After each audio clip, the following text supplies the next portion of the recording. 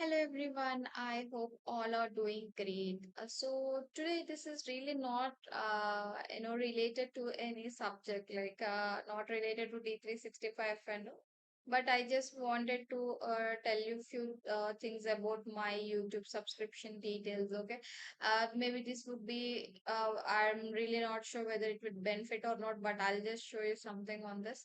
Okay, so what are the age people who are watching the our channel, which is related to D365 Fender? So 18 to 24 years age people are watching the 31.7% the views are. And I'm just showing this. Which is for the last 28 days, okay? And coming to the viewers age of 25 to 34 years, so there is a 66.8%. This is huge, guys, actually. And coming to 35 to 44 year your age, it is like 1.5. So most probably like these people like 25 to 34 years are people are watching more on this. And later the second priority, which was is 18 to 24 years. So coming to, let's see, gender. Gender here, for the male it is 75.5%, and the female would be considered as like 24.5. I hope this female also should be equal, maybe in going forward.